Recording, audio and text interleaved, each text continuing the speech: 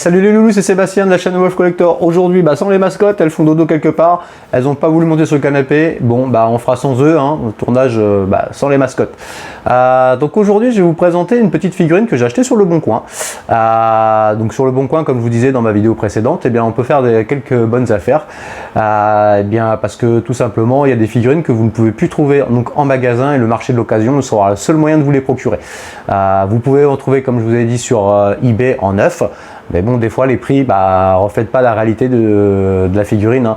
Il y a certains vendeurs qui n'hésitent pas à vous casser le prix, quoi.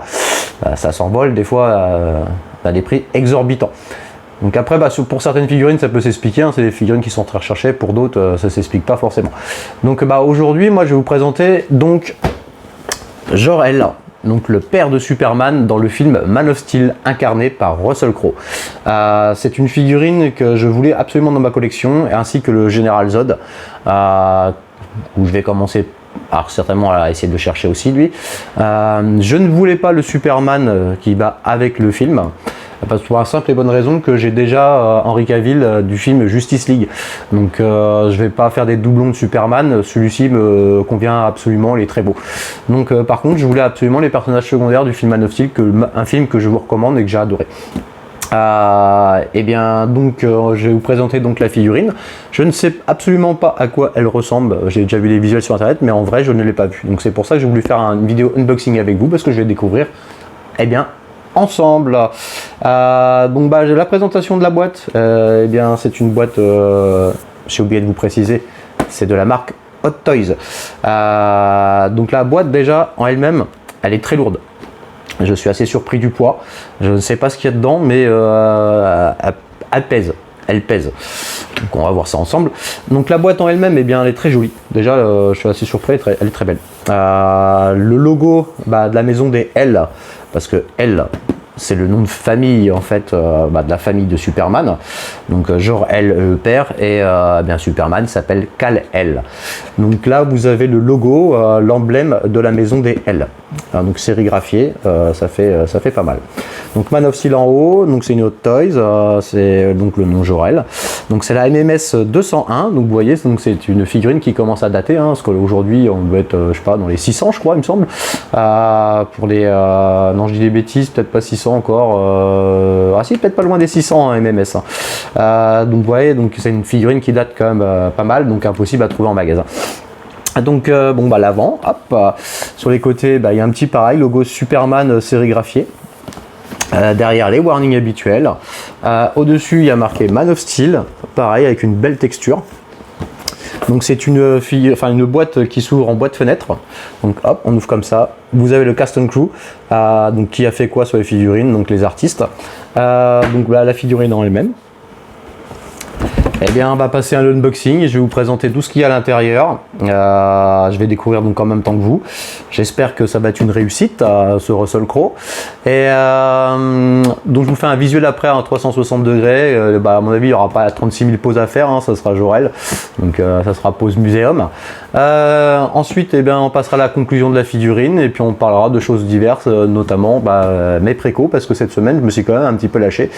Voilà. J'ai honte. Non, j'ai pas vrai. Allez, c'est parti pour un unboxing. Elle s'ouvre ainsi.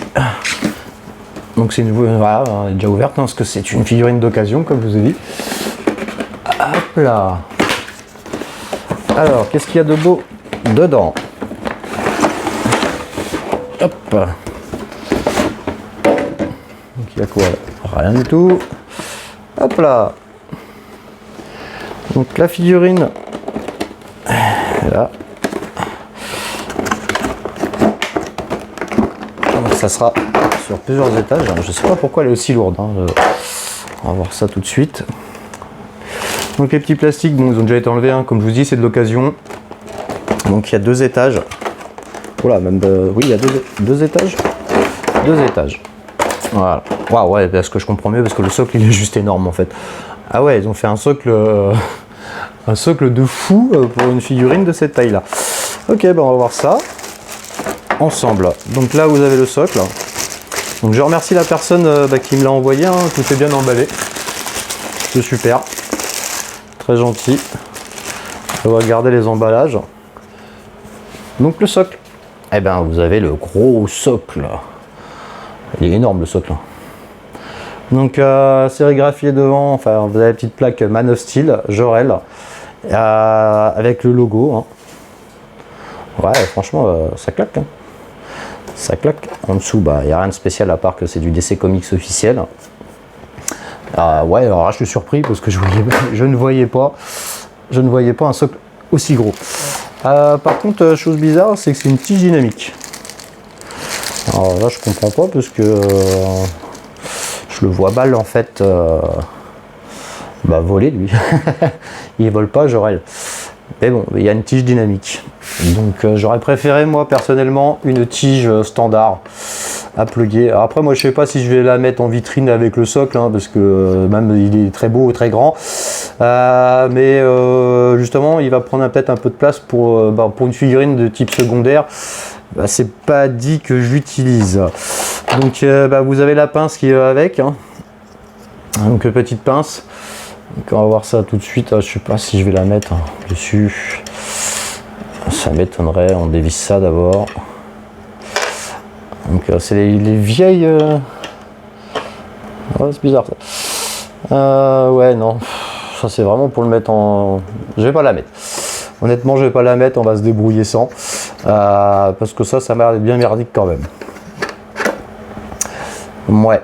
Parce que sinon il faudrait que je dévisse ça et la mettre je sais pas comment en fait, c'est un peu bizarre parce que là il y a quand même une grosse partie et je pense pas que ça passe dans le trou, donc ça doit se mettre juste au dessus et revisser comme ça, et ce qui ferait une hauteur assez je vois pas l'utilité, je vois pas l'utilité de la tige dynamique, non, sur cette figurine là je vois pas, donc on va mettre ça de côté. Je vois pas l'utilité d'avoir ça en main. Après on verra au montage hein, s'il y en avait besoin ou pas. Donc le socle, on va le mettre là. Donc la figurine. Hop là. Alors il y a combien de mains? Vous avez 2, 4 et 6. Donc 6 mains.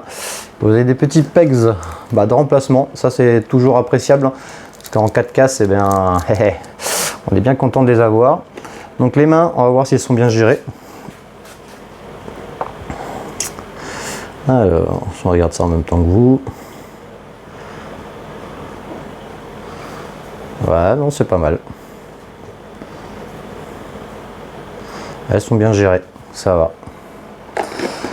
Ensuite, nous avons quoi? Nous avons, si j'arrive à l'attraper, un gros gun. Alors le gun il est terrible. Donc architecture de la planète de Krypton, hein, on reconnaît bien. Il y a un joli petit dessin là, je sais pas si vous verrez. Ah super. Le petit détail qui tue, franchement c'est joli ça. Donc très jolie arme, très bien faite. Donc, comme je vous dis, hein, c'est une figurine qui date un petit peu quand même, et déjà ils touchaient leur bille. Hein. Ouais, Hot Toys font toujours du bon job, hein, en règle générale. Très belle arme. Donc là nous avons quoi? Ah donc là oui ça je connais hein, pour ceux qui ont vu le film. Donc c'est une petite portion de crâne et en fait c'est le codex. Ouais, c'est le codex. Je ne vais pas vous expliquer exactement ce que c'est, hein, vous regarderez le film. Mais comment vous expliquer ça? Toutes les informations de la planète Krypton, leur savoir, leurs connaissances, et en fait c'est comme une grosse clé USB on va dire de chez nous. Et en fait chez eux c'est un crâne. Mais franchement il est bien fait, ouais, bien réalisé quoi. Le petit détail qui tue, bien sympatoche. Alors j'ai l'impression qu'il y a autre chose en dessous, non? Non. Si. Ah, c'est vraiment, je le découvre. Je découvre. Hein. Non, en fait, c'était le capot. Le capot qui était là-dessus. Ok. Donc, la figurine. Parce qu'il n'y a rien d'autre. Hein. Ouais, la figurine, elle est lourde. Voilà pourquoi. Elle pèse son pesant de cacahuètes. Il y a une petite protection aussi. Ah, je suis un peu déçu parce que J'aurais espéré, j'avais vu des photos avec bien, il n'y a pas, hein, c'est pas, ça n'existe pas, on dirait, dans cette figurine là. Il y avait le petit robot en fait du film qui les accompagnait et dommage, ça y est pas. Bon bref, c'est pas grave, je pensais que ce serait dedans. Donc bah, la figurine, eh bien, elle est très très très très jolie quoi. Franchement, ouais, premières impressions dessus, super top quoi. Bah, on va commencer par le bas. Donc le bas, vous avez des jolies petites bobottes. Donc en dessous, on peut deviner à moitié comme une combinaison kryptonienne de Superman. Hein. De toute façon, c'est la même texture. Donc super joli. J'avais pas fait gaffe dans le film que c'était comme ça d'ailleurs. Donc la figurine au passage est en très très très bon état. C'était un collectionneur assez soigneux ou alors elle est restée en boîte, je sais pas, mais franchement elle est très très très très bon état. Donc bah, sa tunique c'est du tissu, super épais, super design, super joli. Franchement là j'ai rien à redire là-dessus, ça c'est top. La cape bah, c'est pareil, très belle matière. Couleur bordeaux comme vous pouvez voir, bah ça en claque pas mal quoi. L'armure, eh bien, elle est fidèle au film, ça il n'y a rien à redire. Très jolie, avec le logo des Hells. Ouais, franchement ça claque pas mal. Le HS, alors le HS, je regarde le profil, de face, ouais. Je vais mettre ça un peu plus près. Voilà. Donc c'est ressemblant à Russell Crowe, mais c'est pas 100% du Russell Crowe. Notamment au point de vue du regard, il y a quelque chose qui chagrine un petit peu.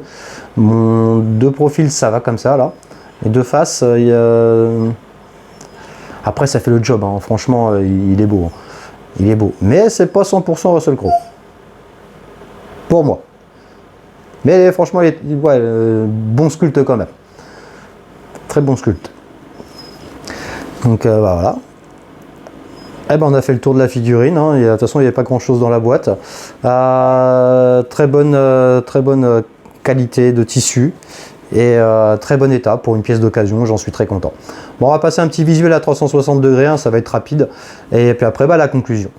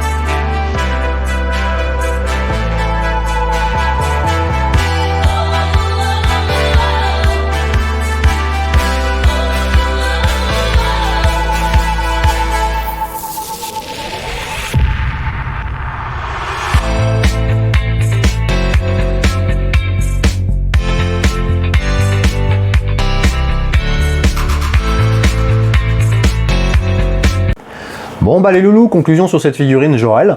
Eh bien, figurine simple mais efficace. Le tailoring, les vêtements sont top. J'adore les textures, des tissus. Il y a un truc que j'avais pas dit pendant l'unboxing, c'est que la cape est câblée. Donc vous pouvez la faire flotter, vous pouvez faire ce que vous voulez. Les vêtements sont top. L'armure est bien représentée, bien peinte. Le visage, comme vous avez pu le voir, c'est pas 100% du Russell Crowe. De profil, ça va, franchement ça va, on le reconnaît bien. De face, il y a un petit souci au niveau du regard, ça reste perceptible. Des Russell Crowe, il n'y en a pas 36 000 sur le marché.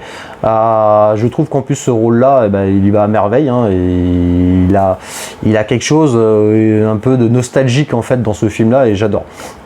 Les armes, les armes, il y en a une.